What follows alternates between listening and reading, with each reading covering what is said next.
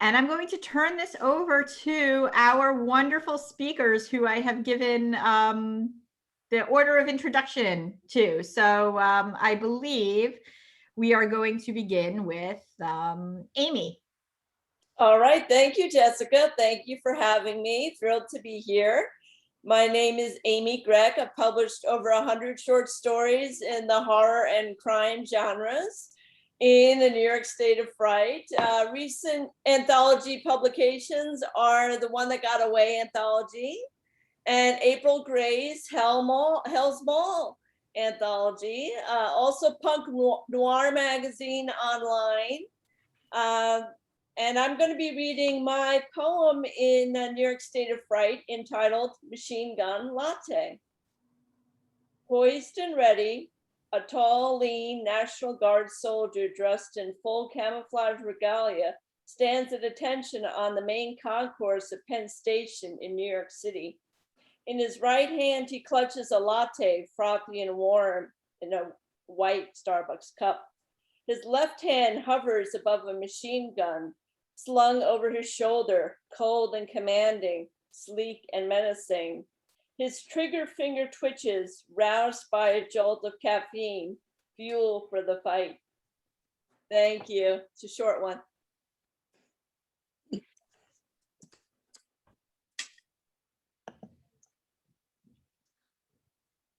Okay. So I think I'm supposed to introduce myself next. I'm April Gray. I write urban fantasy novels and short stories of all sorts of genres. I was a co-editor of New York State of Fright, and I'm also the editor of the Hell's series. Amy mentioned Hell's Mall. There's 6 other parts of the series. And I live in New York City with my family next to a haunted garden. And it's pretty cool. All right. Thank you for having me tonight. You're welcome. All right. So that brings us to, I believe, Hal, are you next? Yes. Hello. Hello, Syosset. Hi. Thank you very much for having me. My name is Hal Johnson. I write books that are often about monsters. My story from New York State of Fright is very similar to, I wrote a book called Fearsome Creatures of the Lumberwoods, which this chapter is not in, but it's very similar to the, it's like 20 more chapters just like this, but it's this story. I'll be reading the story about the Kipsy, a monster from the Hudson. I'm just gonna go. All right. Yep. It's been all right. It's been 2,500 years since the fish ate Jonah, and it'll be another 6 or 7 months before Leviathan swallows the world.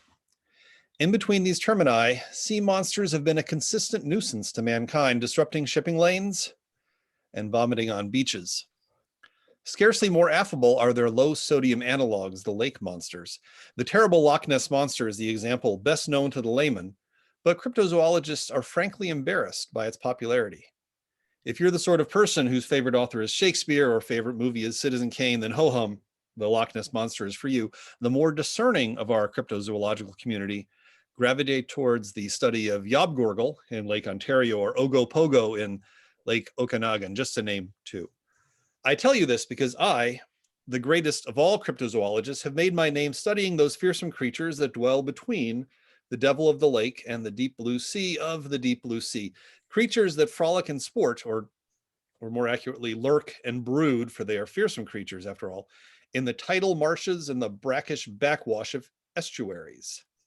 I have watched the serpent Willitook play hacky sack in Puget Sound, and I have tagged Oliver Cromwell as it swam up the Thames. There is one brackish creature I've never laid eyes on, though, nor has any man or woman alive. This is the elusive Kipsy, a river monster of the lower Hudson. Whether there is one Kipsy or many, the literature does not know. Certainly something serpentine sank the SS Normandy in New York Harbor. Something fearsome pulled down the Holland and Lincoln bridges that once spanned the Hudson, forcing the Port Authority to send commuters home through hastily dug tunnels. It was those tunnels that attracted a man some call the master of all monster hunters, the king of cryptozoologists.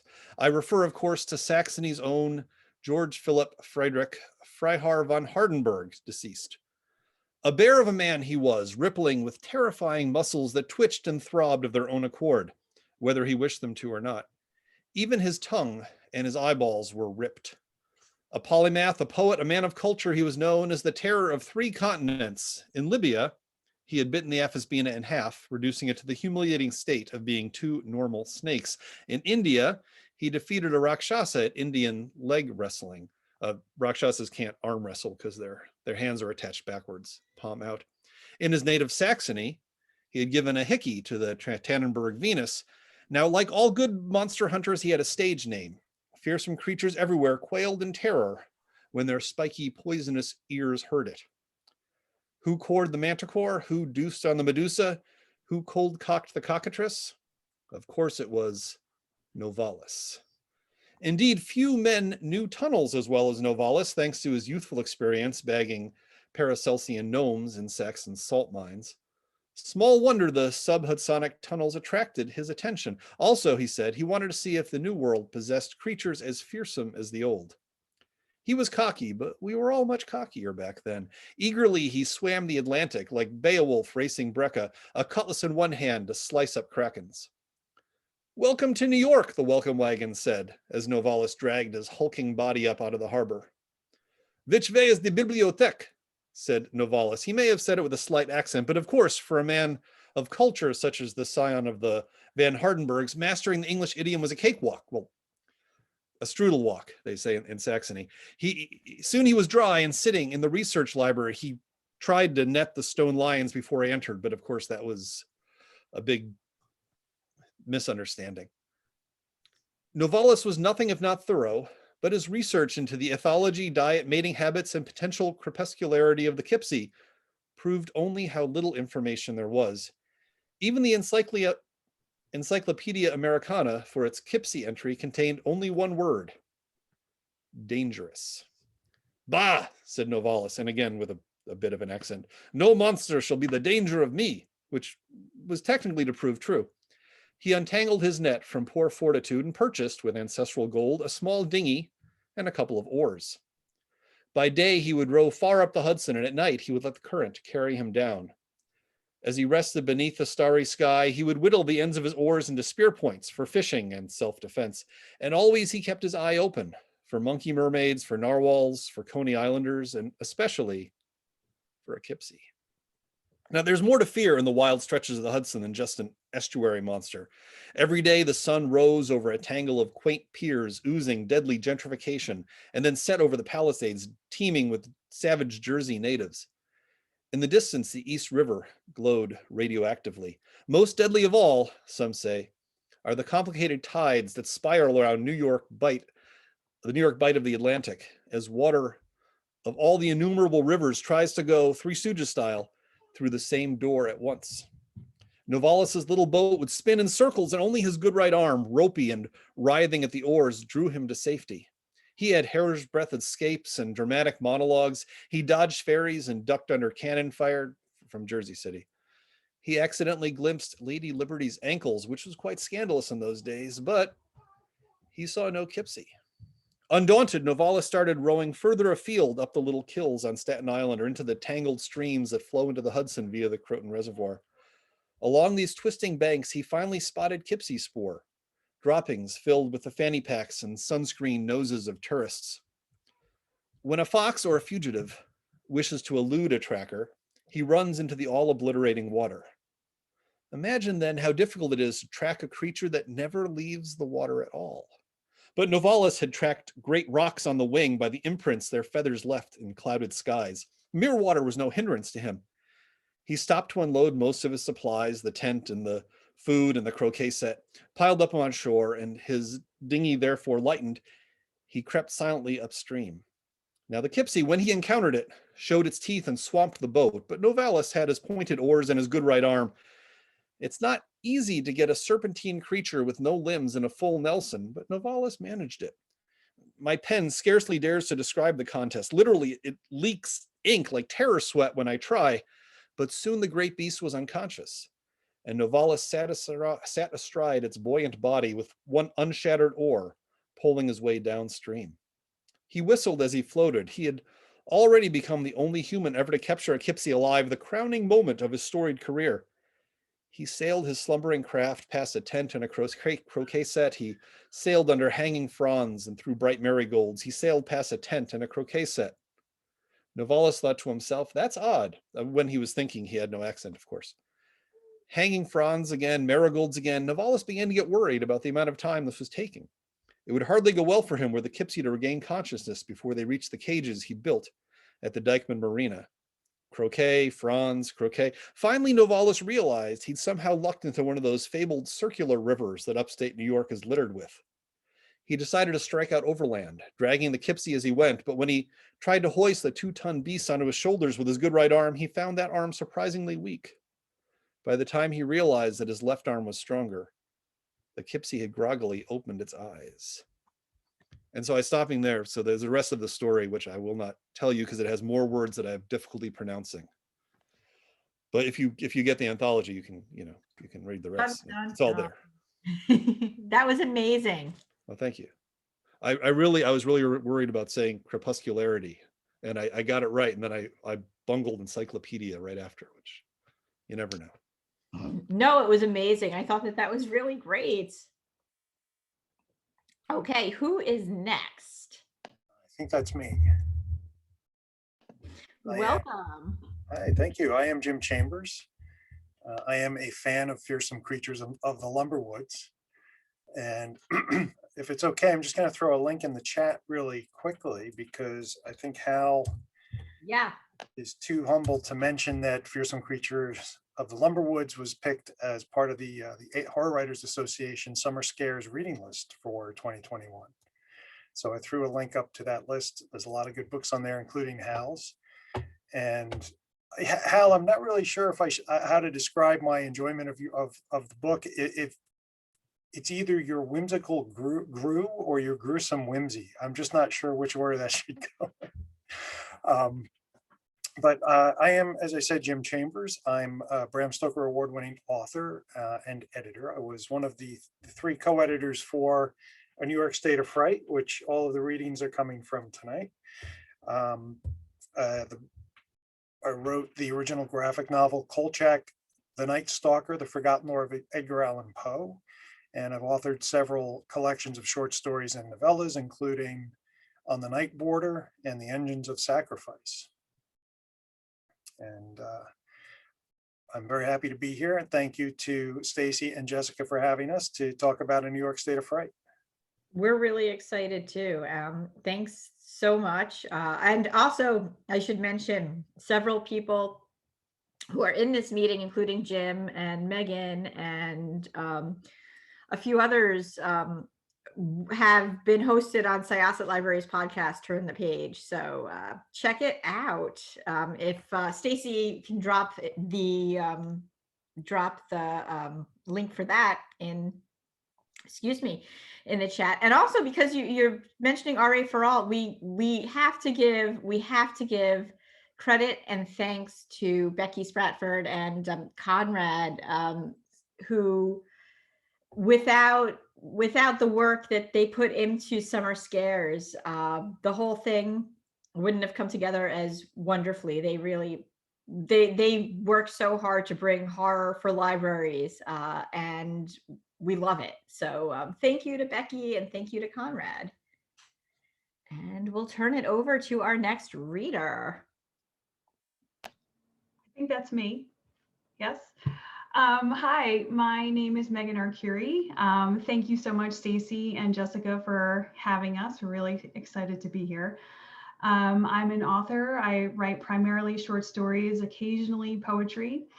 I am a Bram Stoker Award nominee, and I'm also the vice president of the Horror Writers Association. And I actually was here for the Women in Horror Month readings.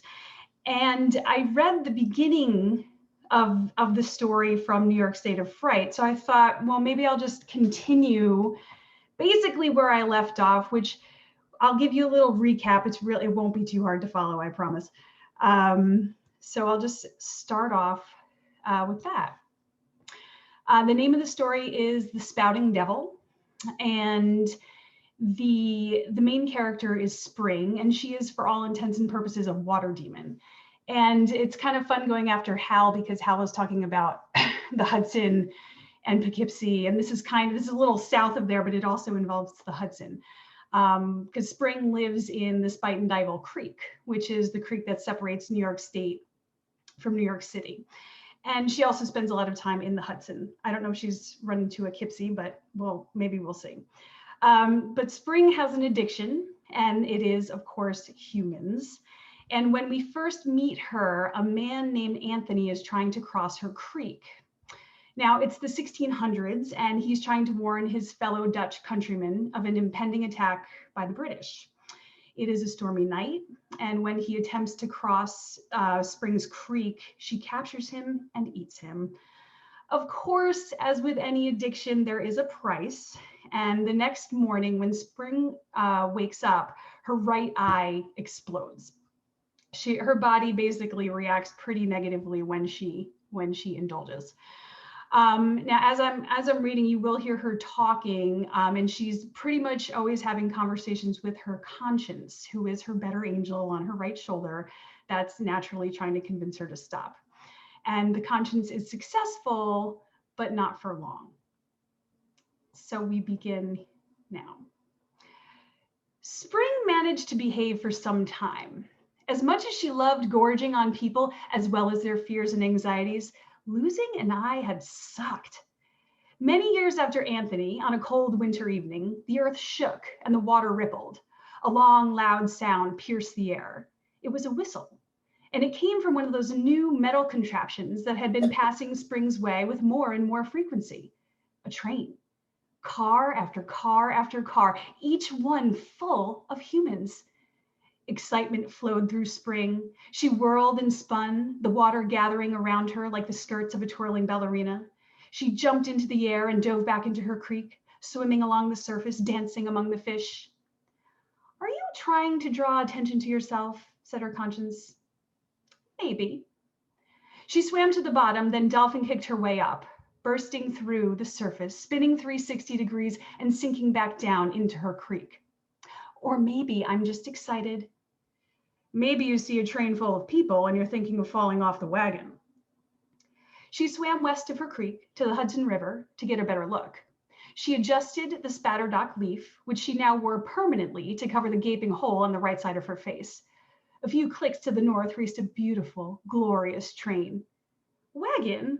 What wagon? I don't see any wagon. I only see a train. With your one good eye?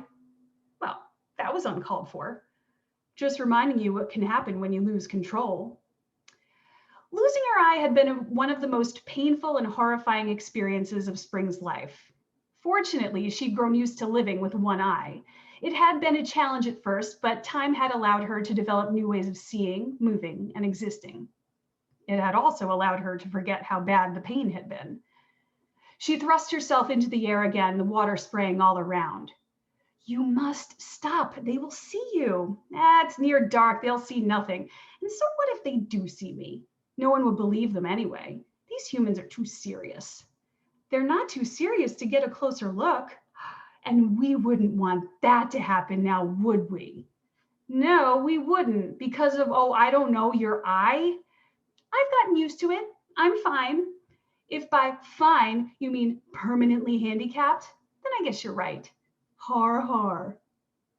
The train grew closer and closer, its glowing headlight penetrating the dark.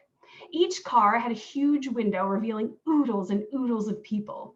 In one car, some men were drinking and laughing and drinking and smoking and drinking and patting each other on the back.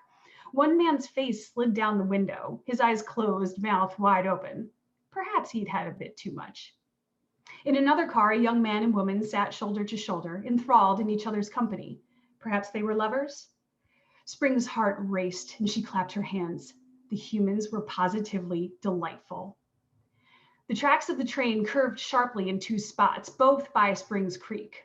As the train went around the first curve, Springs swam from the Hudson back to her home. One man in a bowler hat looked out the window in Springs' direction. He was attractive, curious, and needy. Let's give him a show. Spring, please don't. You've been so good. I just want to see what happens.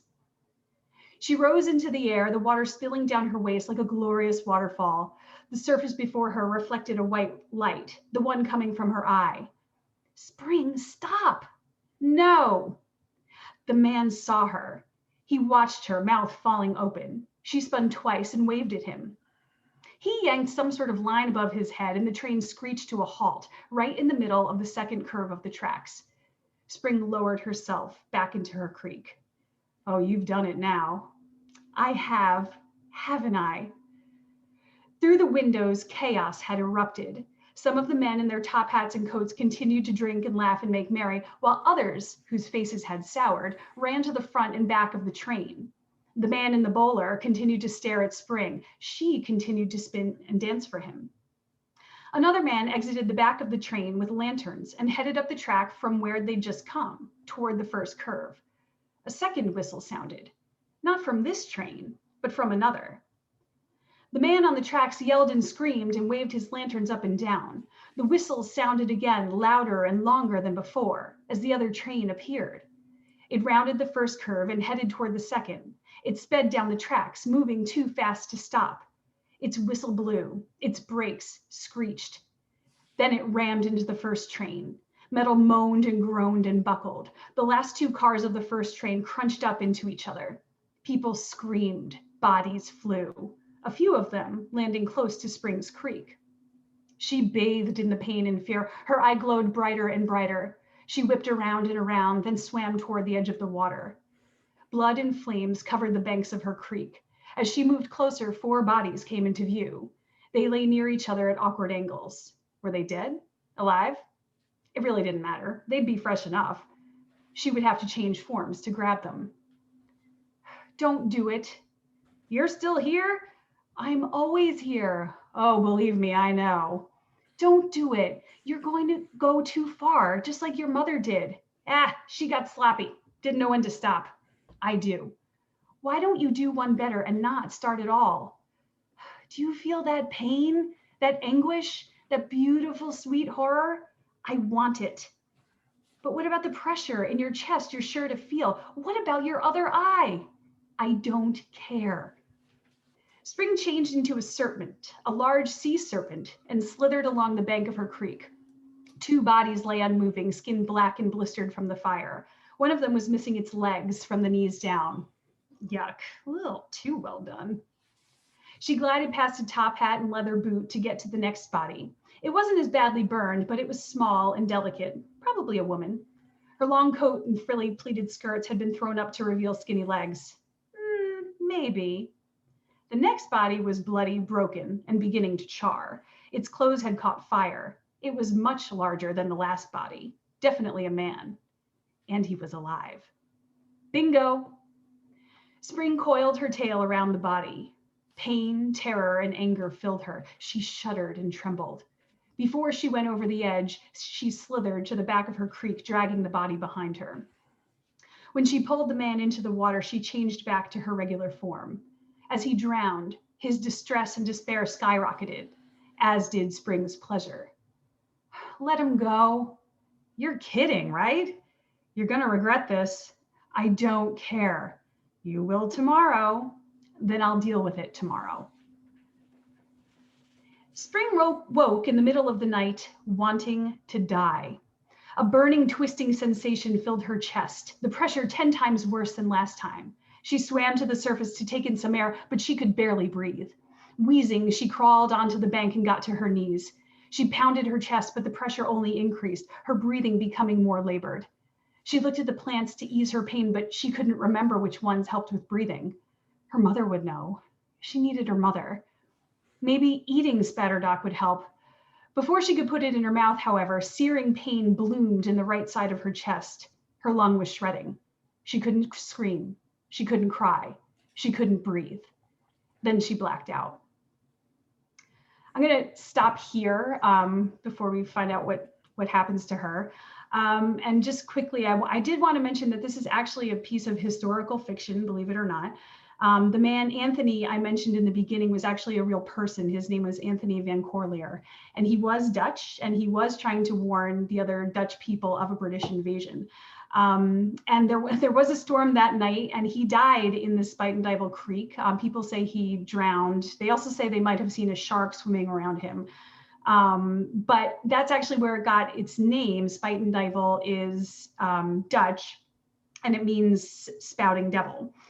And when I was doing the research, I found that a lot of accidents have occurred near the Spuyten Creek, and then also along the Hudson River train line and the Spuyten train stop. There are also some sharp turns by the train station, and they've caused any number of accidents over the years. The one that I read in the excerpt was a real one. It happened actually in the 1800s when some politicians were coming home from Albany for the holidays. And one train got stuck on the curves, and the other, not being able to see it with poor lighting, just crashed right into it. And there were lots of bodies, and there was lots of fire. And also many people have drowned in the Spuyten Creek, and then there are also car accidents.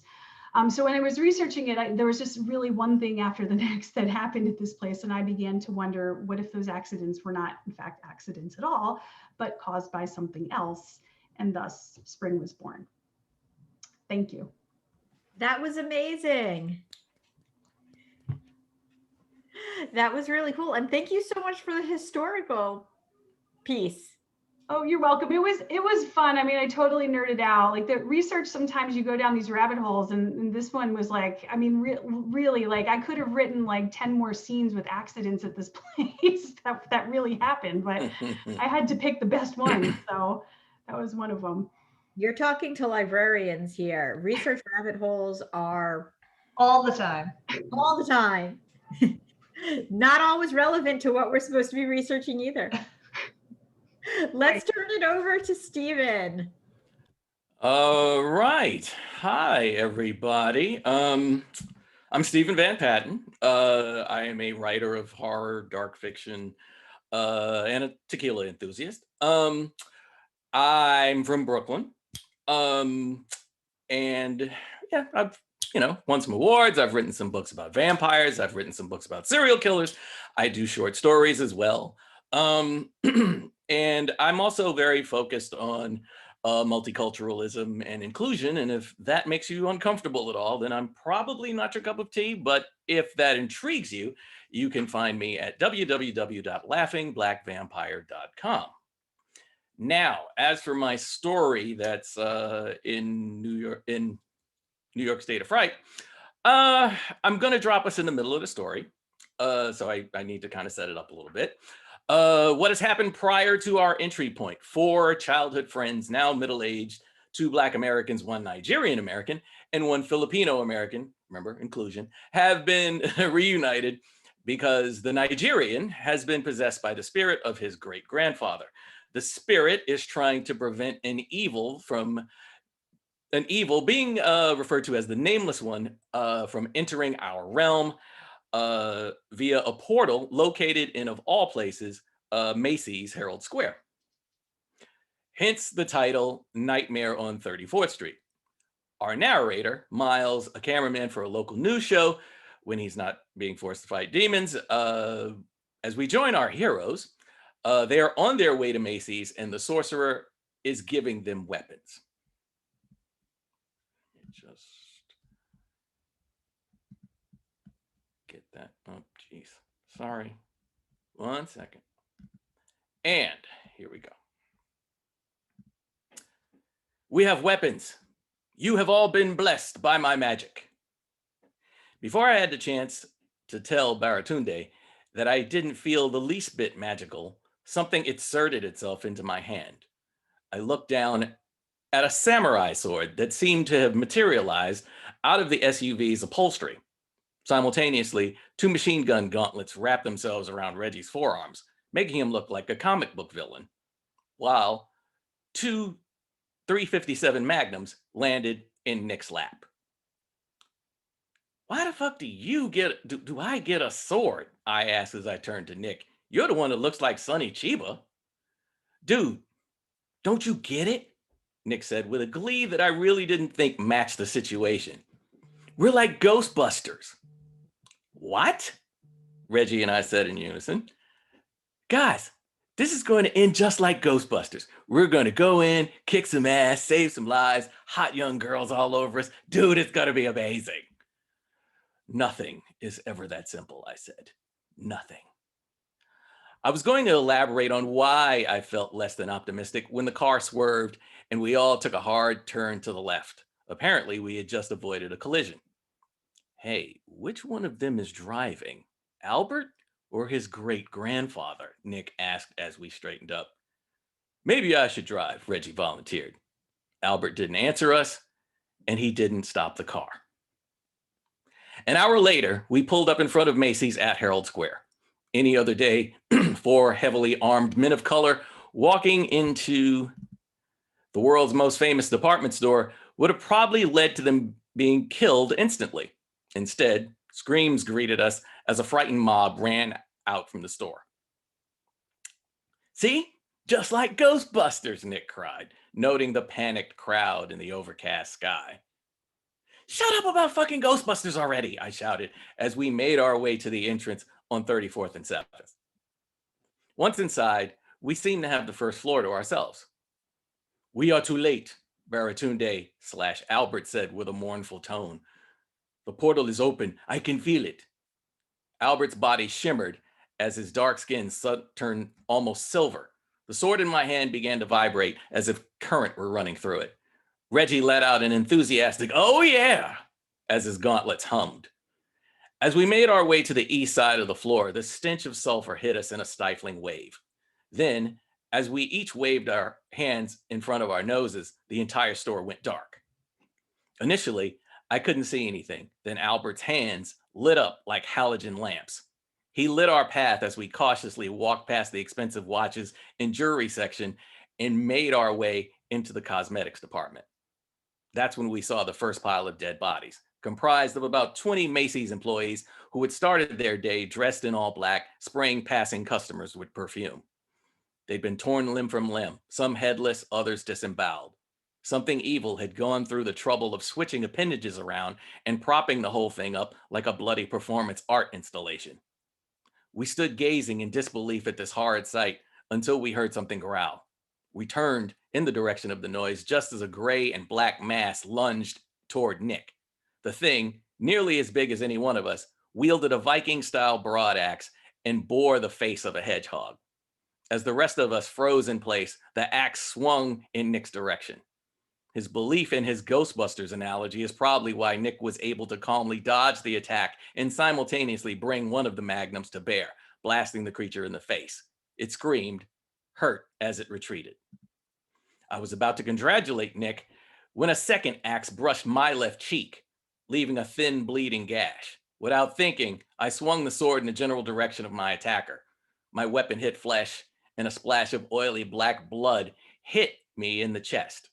The scream of pain from my snout-faced assailant filled the celebrated department store as we each took defensive stances. That's when Albert's hands lit up again. White fire shot out from his palms, all but disintegrating 2 similar creatures that had been closing on us unseen in the darkness. The hedgehog demons were let off a terrible wailing as they were slowly reduced to pungent piles of ash and goo. That's it. I'm calling for backup. Fuck this only the 4 of us bullshit, Reggie said. He reached for his cell phone, but the gauntlets wouldn't let him get deep enough into his front pocket. No one else, the ghosty voice of Baratunde seemed to make the floor itself shake. No! We heard a crunching sound and Reggie yelped in pain. What happened? My phone exploded in my pocket, Reggie cried. He did it with his mind. He crushed my phone with his mind. I think I'm fucking bleeding. I turned to my possessed friend, not sure if he or his dead sorcerer ancestor would answer me. Why would you stop him? Why don't you want more help? I demanded. That's the curse. he shouted back. The nameless one must be cornered by 4 brothers facing him and standing to the north, south, east, and west. Over a century ago, I defeated him with the other men in my family. Unfortunately, Albert has no brothers, only sisters and the 3 of you. That is why you're here. But now that the Gorgon is here, we must separate. Separate? I repeated in disbelief. Look, I don't know how many movies you've seen in the afterlife, but separating is never a good idea in situations like these. We must lure the Gorgon here to the center of the building. Only then will the nameless one follow him, allowing me to send them both back to everlasting hell. The sound of glass breaking caught our attention, and we all stared down into the darkness towards the 6th Avenue side of the store. The sulfur stench intensified as 2 large white cylindrical protrusions wafted through the air above us. Our collective gaze followed downward as the thing stepped closer into the light beams coming from Albert's eyes. To be clear, I wouldn't wish witnessing the slow approach of a 30-foot-long albino cockroach with a half-ingested human leg hanging out of its mandibles on my worst enemy. But that is what confronted us, and I quickly found myself frightened to the point of paralysis. So, that's the Gorgon? Nick asked. In all my years of knowing Nick, this was the first time he'd ever sounded scared in my presence. I almost didn't recognize the voice. As the creature rambled toward us, Albert began to glow and levitate, firing more white fire from his hands. Gorgon! He screamed, followed by something I could only classify as a war cry. The nameless one, a robed, dark-skinned man with a beard that would make any Williamsburg hipster jealous, stepped from the shadows and began firing his own balls of fire at Albert. As the sorcerer took a position next to his giant cockroach friend, Reggie raised the gauntlets and unleashed on them. Caught off guard and wounded, both the robed villain and the giant roach retreated. This prompted Reggie to trash talk. Wasn't expecting hot lead for that ass, were you? He shouted over the giant roach's hissing. With only a sword, there was no way I was going to charge a giant man-eating cockroach. Baratunde must have sensed that. The Gorgon's minions are killing people upstairs. We must get rid of the minions before we can defeat these too. Rescue the innocents and kill the demons. As much as I opposed leaving the team, I found an escalator and made my way up. I figured I could just keep going until I heard the distinctive sound of people being hacked to death. Meanwhile, I could faintly hear helicopters and sirens outside as the NYPD gathered and prepped for an assault. Baratunde may have wanted the 4 of us to handle this supernatural invasion on our own, but in New York City, the only curse they believe in is the word motherfucker. After a few escalator rides, I found what I was looking for. 3 of the hedgehog things had cornered some discount seekers. One of them kept 4 shoppers cornered while the other 2 had grabbed the opposite arms of a salesperson and were pulling the man apart like a giant piece of taffy. They all stopped what they were doing when they saw me. While visions of musketeers and Jedis and samurais leaped into my head, I cut down the first one with a midsection blow, then decapitated the second as he tried to charge me. I was so satisfied with myself that I ended up letting the 3rd hedgehog thing get away. That's when I decided to make an announcement. Ladies and gentlemen, demons, and yes, by demons, I mean what you think I mean, have invaded this department store.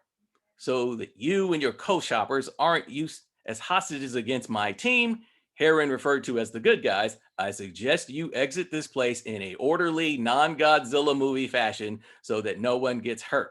Ultimately, that decision is yours, but please take it under advisement. Also, if there is any millennial trying to hang around and record this on cell phones for the sake of YouTube or WorldStar, my friends will have no problem letting you be killed. While most of the people began making their way to the escalator, I heard my name being called. I turned toward a familiar voice and couldn't believe my eyes. Mimi Rodriguez, the Monday to Thursday anchor person for the local news broadcast, was making her way toward me. She knows me because when I'm not fighting demons, I'm a cameraman for that same broadcast. As anyone who watches the local news knows, Mimi is freaking hot. just distractingly attractive to the point of ridiculous. So much so that despite the danger and horror surrounding the situation, I still managed to feel some schoolboy crush quivers in my stomach as she neared. "Miles, what's going on?" she demanded. "I was just shopping." I looked around and saw nothing but bras and panties on hangers and mannequins. Only then did I realize I was standing in the women's lingerie section, because I'm not distracted enough without the image of Mimi Rodriguez browsing through thongs in my head. "Mimi, I need you to get out of here," I managed to say. "I don't want you to get hurt. Please just get out of here. I will explain everything Monday." "I get an exclusive," Mimi exclaimed. "Oh, you'll get an exclusive, all right," I answered, quietly laughing to myself over what I meant by an exclusive. Mimi turned to leave with the other shoppers, then turned back to me when Hedgehog number 3 returned with reinforcements, blocking her path. They were systematically killing the other customers, making their way to us. So there I was, a middle-aged black guy with a samurai sword, standing in a pool of blood in the middle of the lingerie section of a famous department store. My Nigerian Obi-Wan had gone silent, no doubt because he was still busy fighting a giant cockroach with his possessed great-grandson. My other childhood buddies were God knows where, and my first rescue mission had completely shit the bed. My workplace crush was probably going to die with me, which would mean her death would overshadow mine on the evening news broadcast neither of us would ever see again. This was definitely not how Ghostbusters ended. And I'll stop there. Yay, that was awesome. Thank you. I love that. And I loved it, especially with the hedgehog monsters, because I actually used to own a hedgehog. Oh, wow. Well, that's how they get down to Syosset, I guess. All right. Yeah. Unfortunately, he is no longer. He's no longer. He's in the great beyond. Oh, sorry. But yeah, my if you look on our Instagram and just scroll all the way, like 2019 and earlier, you'll see him. Cool. I was like, I have a dog now. But he had an epic name, if you want to walk everyone through it, and then we'll get his name was Otto, but his full name was Otto Ulysses Charles Hemingway. So if you put his initials together, it's ouch, because they're spiky.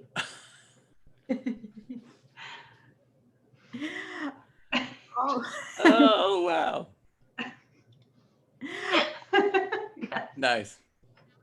So who's next? Is that Rob?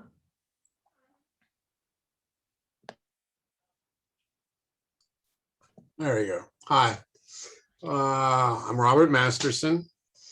I am a professor of English down with CUNY in Manhattan, the borough of Manhattan Community College. The second worst school in Manhattan? I don't know. It's a fun place to work. It's huge. And we draw students from all over the city and beyond.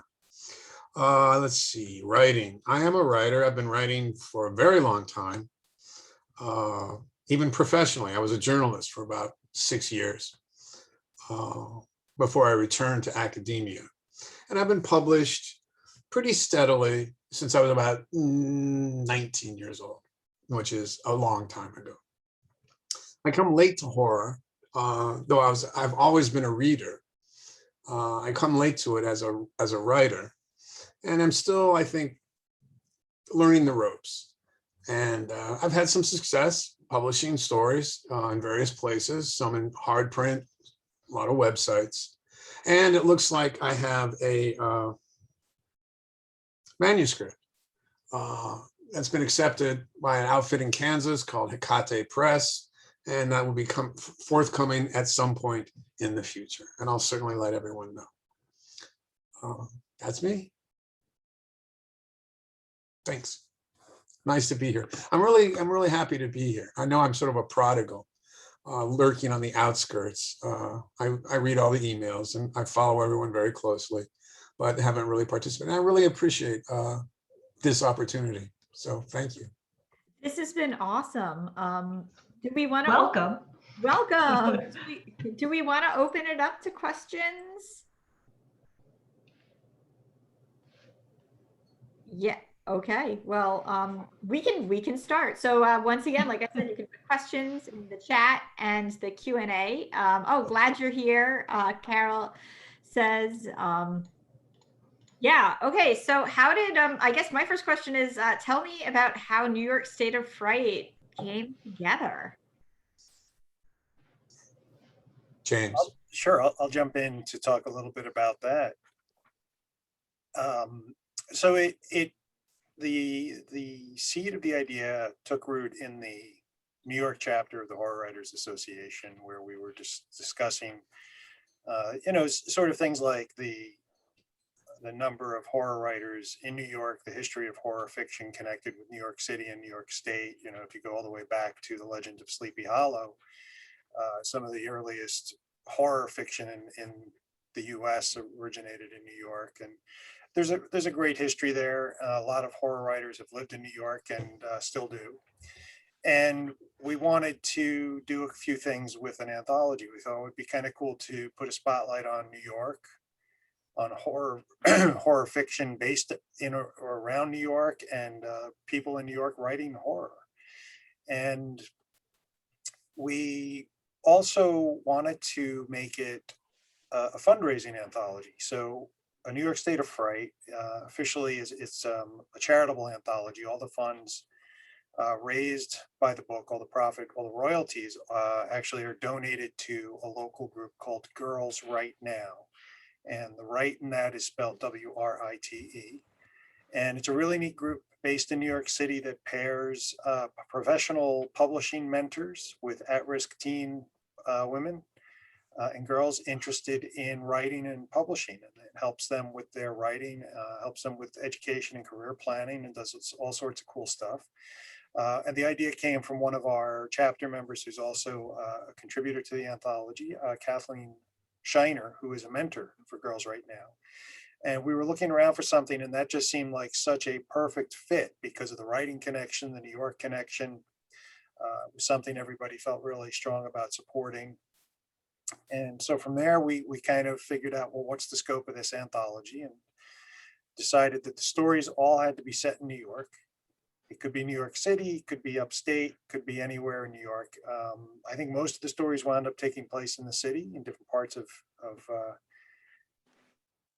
Manhattan and Brooklyn mostly. But we do have some pretty wild upstate New York stories in there, and a couple of Long Island stories. And the contributors all had to be based in New York. You had to live in, be a New Yorker basically. And I think we stretched that just a little bit in one or two cases. I know we have one story in there that's a collaboration by Jack Ketchum, who is he passed away a few years ago, but who was a New Yorker for many, many years.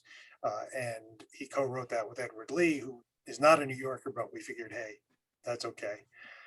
And it's probably the most gruesome story in the book, but it's a fun story, if that makes sense. And I'm sure for horror readers, fun and gruesome does make sense.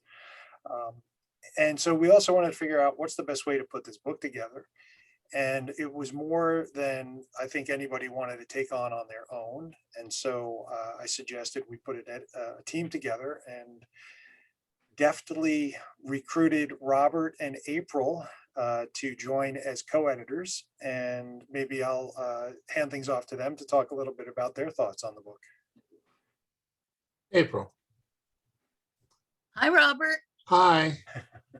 So my thoughts on it were, it was such delight to work with all these local writers, people whose work I was already familiar with, and to see what they could produce on the topic. And I was absolutely blown away and had such great fun working with the writers on the rewrites and just getting it ready for publication. It was a total delight. Yeah, I will second that. I'm just, I'm very happy that I was asked to participate in this project as one of the things in my writing life that I'm most proud of. It brought me the most pleasure. And again, to echo what April said, it was it was fairly wonderful to read the material and work with the writers. And, you know, like I said, it's just something that I've been very, very proud of. It features prominently on my CV. It's displayed consistently in my English department when we have an English department. So yeah, just to get to know people, get to know what they're writing, and to see the really wide range of material that we had to choose, and it was delightful, and I'm just so happy and proud to have been part of it. And kudos to Hippocampus Press Oh yes. for putting forward the project. And I'm so glad that was for charity and that was helping these wonderful high school girls become better in their own writing. Wonderful. And Hippocampus Press is a New York-based independent publisher that specializes in horror fiction. They publish a lot of academic material about horror fiction and research. And so we're happy that we could bring this to a New York publisher and keep that sort of integrity to the book. And I think, you know, as Robert was saying, I'm very proud of how the book turned out. And I think we knew we had great stories. You know, we went through this, we got a ton of terrific stories from everybody. We put a lot of work into editing and working with the authors to kind of revise and shape the stories and get them ready for publication. And we all loved what we had in the book. And it was very nice that we got some real outside recognition. We got some very good reviews, but the book also wound up as a Bram Stoker Award finalist in the anthology category for the year it was published, which was super exciting. And I think it was four of the stories wound up on the long list, Ellen Datlow's long list of the best horror for the year. And so for those who don't know, Ellen Datlow is an editor who each year publishes a sort of a reprint anthology, rounding up what she has selected as the best stories for that year, horror stories for that year. But she also publishes her long list of honorable mentions. And four of our stories made it onto that list. And we were so thrilled to see that, you know, for those authors to get some recognition. You know, one of the things that I really liked about this project, and something that I had never really been able to do before, was to actually work with writers. I've edited a number of things over the years, magazines, books, journals, all that kind of stuff. And the procedure there, for the most part, was to accept or reject without any kind of interaction. A nice rejection letter, a welcoming acceptance letter, but never really the kind of back and forth of editing, really editing and working with writers to shape the story after we had said this is good. So that was really a good part, a fun part of this for me.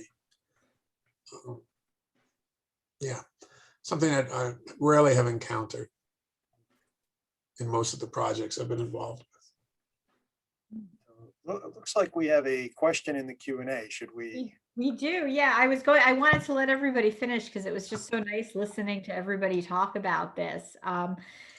Carol says, do you guys like cryptid stories? Anything from New York or the area? I have to just really quickly put this in here because the first Thursday in August, Jim and Robert Otone are going to be doing a Long Island Local Legends program, which we are so excited about because anybody, I mean, I'm sure every area is like this, but Long Islanders, we love our legends.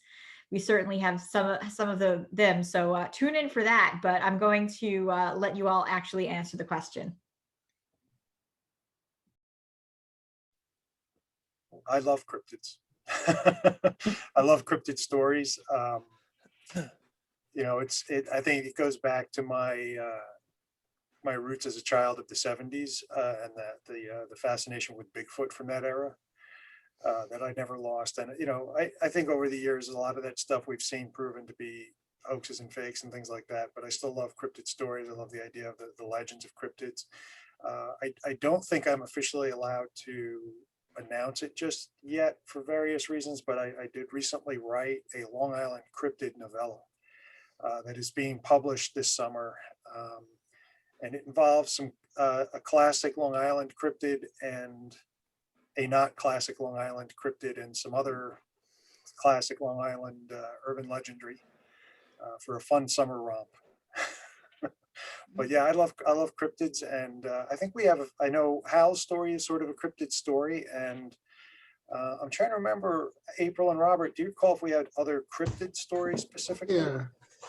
Yeah, there's another one. I think there was. I just can't remember which one it was. It's Eric Johnson's A Few Leaves from the Travelogue of Dr. Julius Johnson, cryptobotanist. Yes. Right. And Hylas Brotalist. I didn't want to try. It was too challenging. Bay Ridge, or the belief in the undead still exists in New York. So can I say obviously I love cryptids. I wrote a whole book. The Fearsome Creatures is all about cryptids. I didn't live in New York at the time. I lived in Hoboken, which is almost. But I thought I found a cryptid, and I thought I discovered a new species, and I thought I was going to be famous. And my roommate at the time was a PhD candidate in biology, and so I found a dead animal on the street, and I brought it home, and we looked through a bunch of reference books, and we're like, this animal does not exist, and we were really excited. And finally it turned out to be a fetal marmot, but it really looked like it was not a thing. And I was very excited for about a day and a half, but that's why I'm not famous. It's a fetal marmot. It's not impressive. Oh well. That's pretty impressive. Yeah.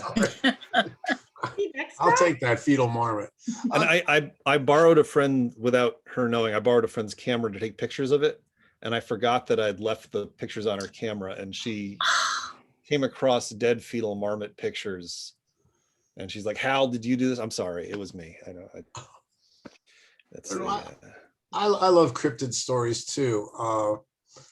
And whether they're true or not, whether they exist or not, the whole notion of cryptozoology seems to me to be a real,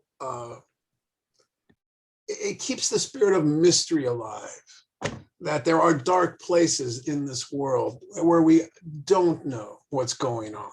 And there's nothing more fearsome than the unknown, of course. But it's the sort of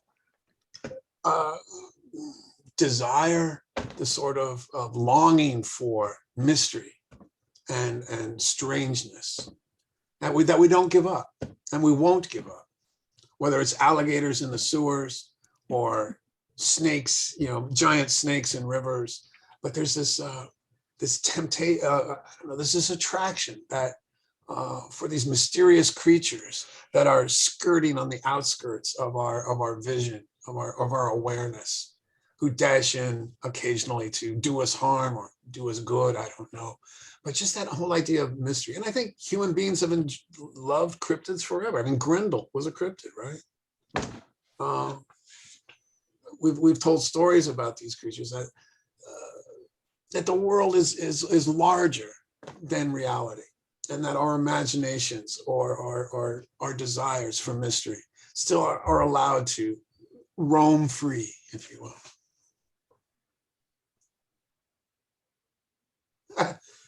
Yes. Well, I don't know if anybody knew this, but I found out a few years ago that there's because kangaroos are real, unlike the duck-billed platypus, which is real, but people didn't exist. It was real because, what? Look at a platypus.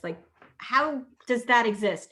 But there are stories of phantom kangaroos in places of the parts of the Northeast, which I think is pretty cool. So that's one of my favorite things, because kangaroos in the Northeast, what? I love those kinds of legends. There are also a lot of big cat legends, phantom cats out of place, things like that. Sure.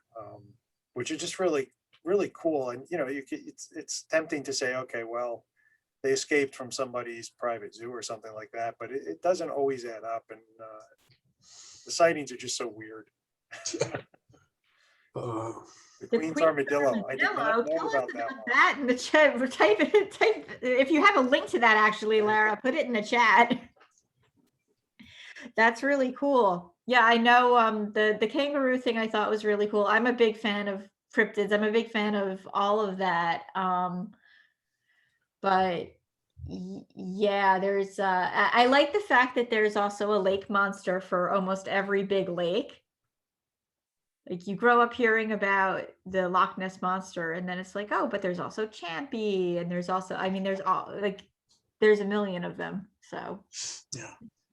my boyfriend's old girlfriend swore she saw one. I'm going to say I believe them because why not? I mean, all right. Any other questions? Where can we find you all reading or some more stories? Oh, I meant to say my brother's old girlfriend. My boyfriend's old girlfriend. So that's the way it is in that family.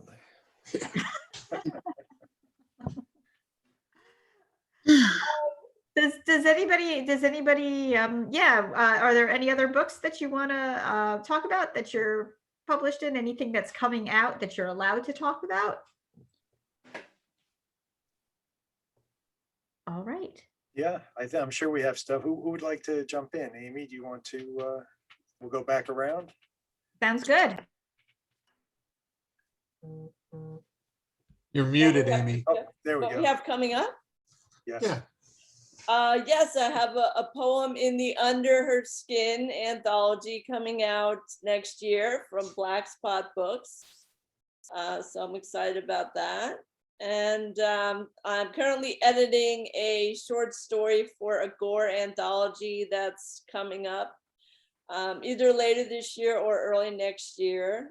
And I just got the rights back to my short story collection, Rage and Redemption Alphabet City. So looking for a new publisher for that as well. Very nice. April?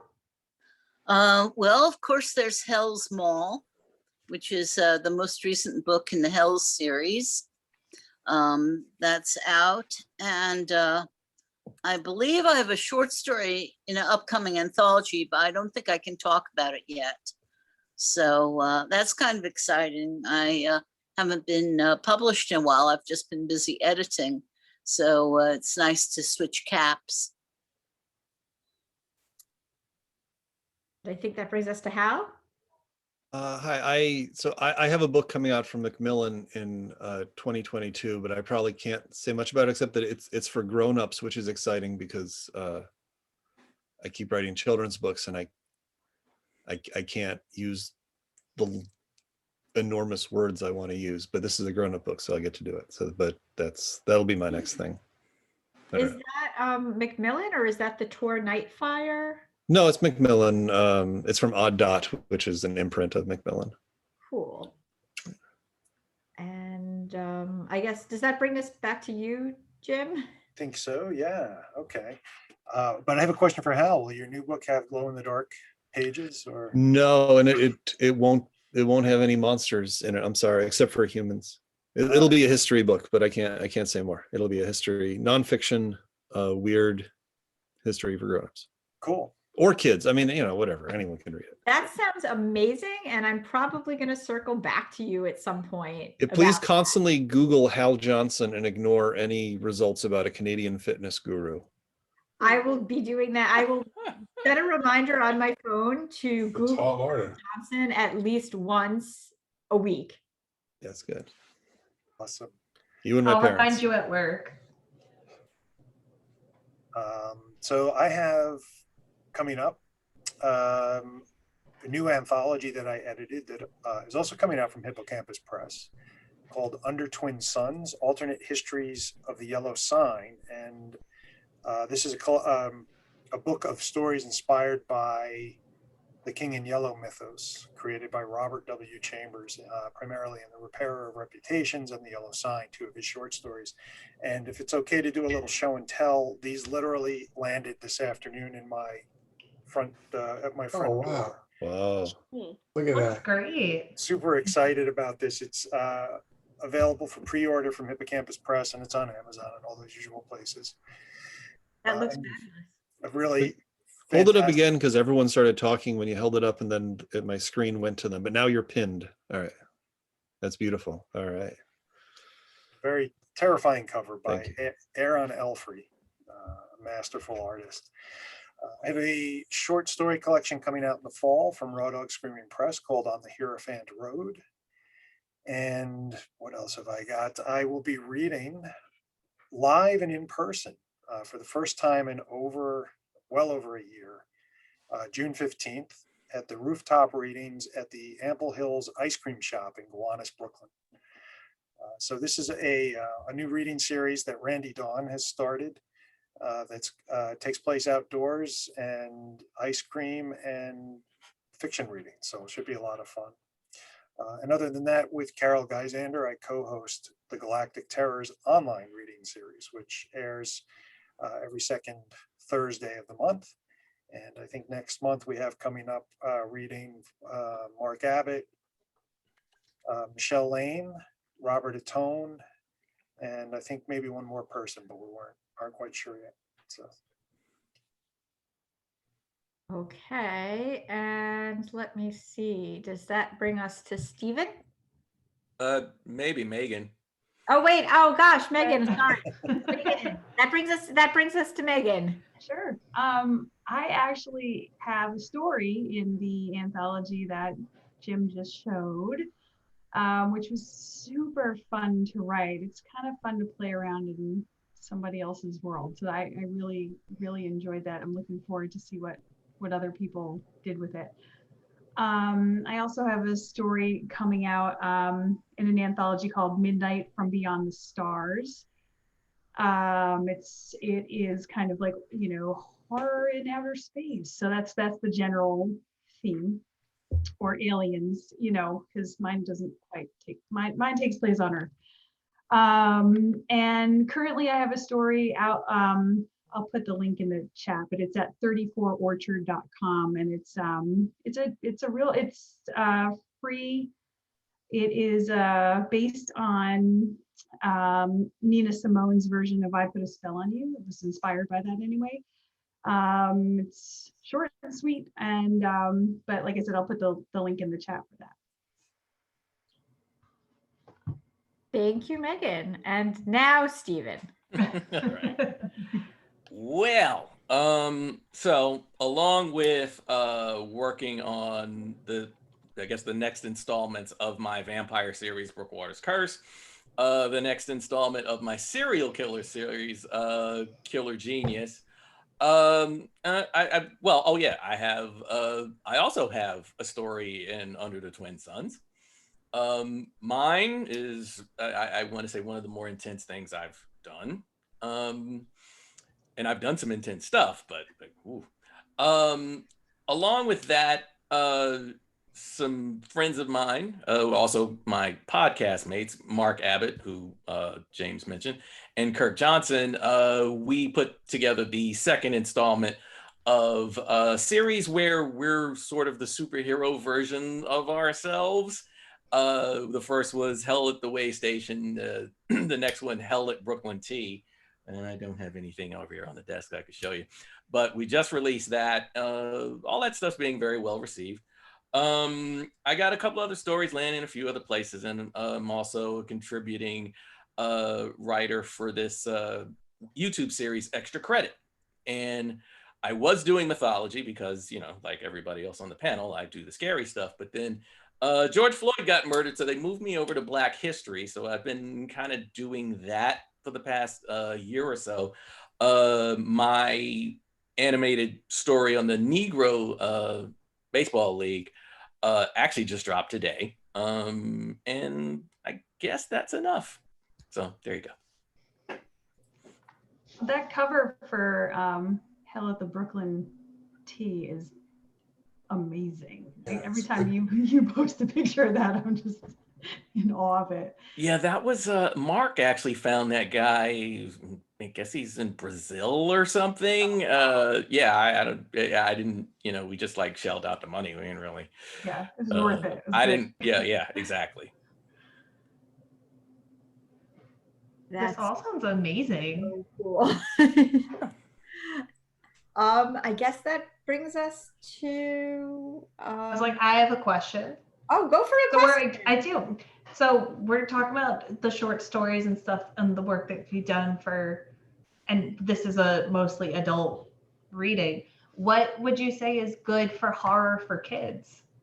I ask this knowing my son loves everything horror and is trying his best to be a vampire right now. And he bit my husband's neck the other morning. Just was like, "Good morning, chomp." And I was like, clearly he knows he can't do that with me, but I'm curious what you guys would recommend, Well, or I what you guys would want to read as a recommend. child. The Horror Writers Association recently put out a middle grade anthology. Oh, well, Jessica, we've talked about this a ton. It's called Don't Turn Out the Lights. It's edited by Jonathan Mayberry. And let's see. It's a tribute to Alvin Schwartz, Alvin Schwartz series. So that's a place to start, and it is middle grade because people often are like, oh, what about the middle grade? And I feel like that's kind of an up and coming group to talk to. So that I would start there. Don't Turn Out the Lights is amazing. I've seen a lot of people try to, sort of grab onto the scary stories to tell in the dark, just that whole, and that's, I think, that anthology really, really came close. There were, like those Alvin Schwartz stories that are based on urban legends. I was going to say urban legends. Yeah, it's like everybody, you could tell everybody just really loved them and brought their stories to, just like they knew where to stop their stories. They knew what language to use. Cause that was like one thing with those scary stories to tell in the dark. Sometimes the fact that the story ended where it ended was what made it scariest. It's like, you could keep on going, but you don't need to because your imagination is going to keep on going. And that's what's going to keep you up at night. So that was just amazing. I also because I worked in children's for a while, we had something called, I think is it Half Minute Horrors? There was an anthology where like this very, very short story. That is fantastic. I love that one. The Cavendish Home for Boys and Girls, I think that's a middle grade. Is it? I feel like that sounds familiar, but that's probably because I cataloged it. Super creepy. But then like as far as like TV goes, other than Are You Afraid of the Dark? And there's a lot of horror for kids, but I've been saying, because my kids have been watching it like nonstop, even though there's only 2 seasons, that Gravity Falls is almost like intro to horror for kids, because towards the end. I will put that on for him. I should preface, my son is 1.5. I'll preface that. He loved enjoying watching Hannibal the series with me last year, and this is how I know my child loves scary stuff like I do. He will occasionally try to talk in a demon voice and just be like, yes, and summon whatever demons he can. And when we were watching Lord of the Rings on a watch party, whenever the Uruk-hai came on, he was just like, yes, my people. And I was just like, okay, guess you like the dark stuff in life. That's cool. Through the Woods by Emily Carroll is also amazing. Yeah, that's my pick. I love that book. That's really, it scared me, but it's for kids. I think I mentioned to Stacy a bunch of times that my kids, so with Gravity Falls, there's almost like a cosmic horror thing towards the end, and my kids are obsessed with the villain from that show. Obsessed, like they are. I remember the photos you showed me. They drew as to how to summon him, and they have gone out with their sidewalk chalk and like, we're gonna summon that would be my child. Anybody else? Yes, I have one. I just put the title in the chat. This is I guess it's middle grade level. It's The Nest by Kenneth Oppel. And I forget how I came to read it, but it's one of the weirdest, most disturbing books I've ever read. And it's written for kids. And it's just like dark and bizarre and creepy. And yeah, it is great. So that's a good one. But not really for 1.5-year-olds, but He'll get there. they will get there. But yeah, but it's funny. My nephews who are very young are totally into this stuff. They love Pennywise and evil clowns of all kinds. And my nephew wanted a werewolf for his birthday, and I got him an animatronic werewolf decoration that he loves. So kids really get into it in a different way. I think at that young age, sometimes they don't see it as scary. They see it as fun. Mhm. Mhm. Sorry, I'm going off topic. I see that with I have a nephew who's 6, and he's just like all about zombies right now. And he used to be terrified because my brother-in-law would play zombie video games. And then he realized like, oh no, this is actually fun and cool, and is now exploring like all the media surrounding zombies, which is very entertaining. Yeah, I've done workshops with kids in the 3rd to 5th grade age range, and I mean, at first I was nervous, like how far into it do I go? And that's where I used half-minute horrors because they were so short, and some of them were really scary, and I didn't know at first, but once they started writing their own stories, I was like, oh, these kids can handle just about anything. I mean, the stuff that they come up with is really brutal. I mean, they go for the gore, a lot of them. Some of them go for the creep, but there's a lot of blood and hacking and whatever, but they're not afraid, and it's kind of like a release for them, and it is fun. It's very fun for them to do that. So I think, and there are plenty of books for them to read that are safe and fun and scary and gory if they want. So When I was in middle school, we called it junior high, but when I was that age, there really weren't that many choices. I relied on the pulps, and I would say that H.P. Lovecraft was my great gateway drug that brought me in. And from there, I branched out a little bit. But again, the choices were much more limited when I was that age, 50 years ago. The market has changed a lot. Clearly, it has changed a lot. And I'm keeping track of these books because it sounds like I need to read some of them.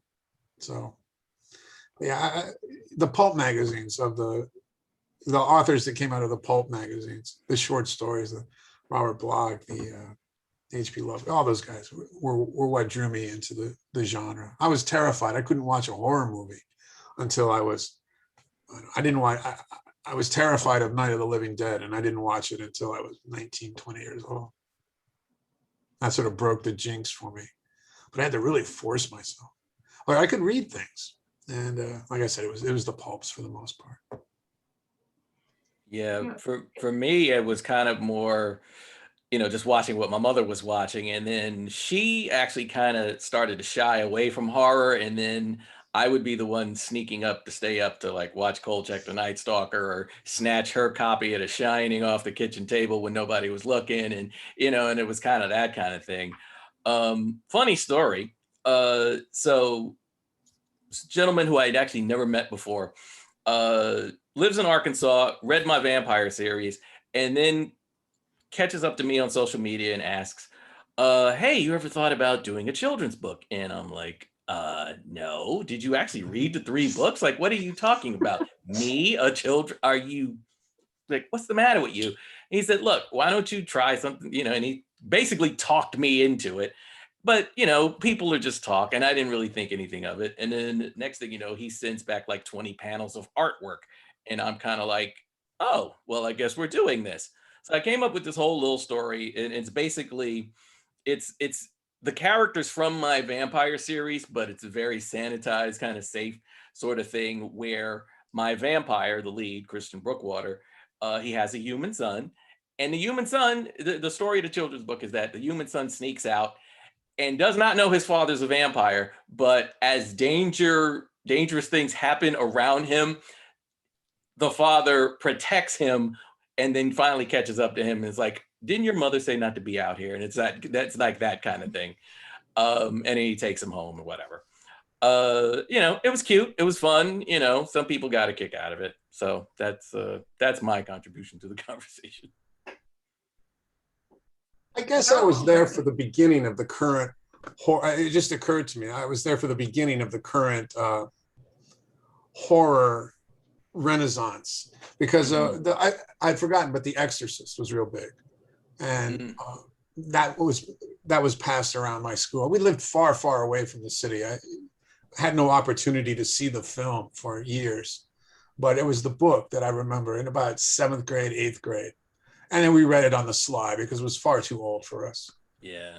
Right.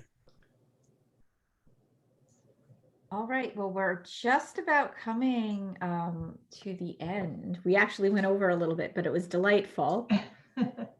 I want to thank everybody and Stacy.